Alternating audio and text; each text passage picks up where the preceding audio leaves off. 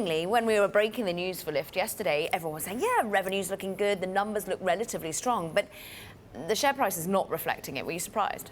I mean, look, they're not giving bookings and take rate, which are the key metrics. And I think essentially, look, there's been an unmitigated disaster coming out of the gate as an IPO. And I think what you continue to see, this is a good example of a company, like they haven't managed expectations well.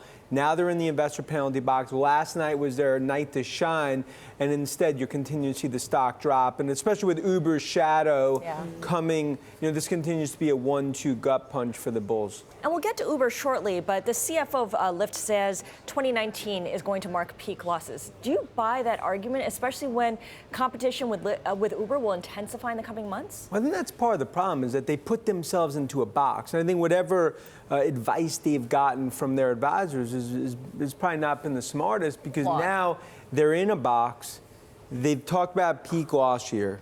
They're not going to give in terms of rider incentives as well as driver incentives. You got Uber, which is coming down the pike. And now, right now, Lyft is in a precarious situation because they need to gain market share, but how are they going to do it? And that's why this is a glass half empty. And I think last night's a good example of what Uber wants to avoid in terms of a slow car crash.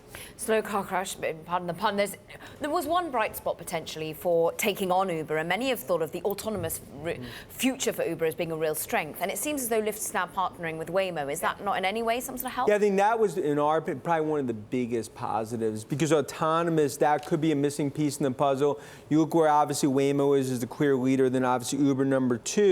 And I think that's something where, Lyft's trying to not be the little brother to Uber. Autonomous is key over the coming years. That was something, definitely a step in the right direction, but ultimately it's a rounding out relative to the broader picture, which continues to struggle here. All right, so let's move on to Uber. As it gets ready to list, what does it need to avoid doing? What has it learned from Lyft's experience? Well, I think first, and you've seen media reports, a few minutes ago, where are you going to price the shares? IPO range, low to mid part of the range.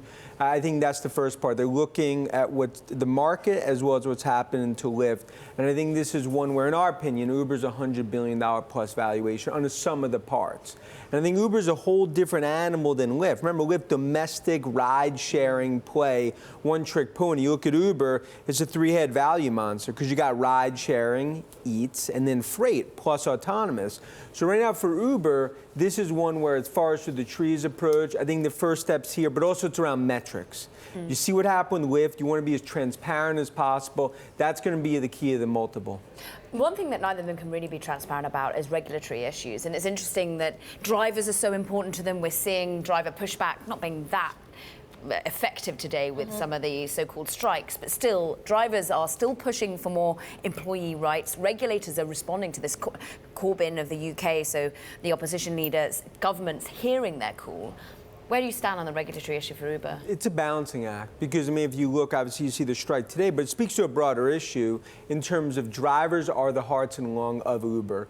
But yet, where the profitability is going to come, can you increase take rates? That's why Uber's been very careful to say take rates are actually going to decrease from here, because they recognize it's a balancing act. But regulatory, look at New York City from a minimum wage perspective, what they've implemented. There's worries that could happen in California and then also London as well. Regulatory continues to be the biggest risk, but right now we see it as contained.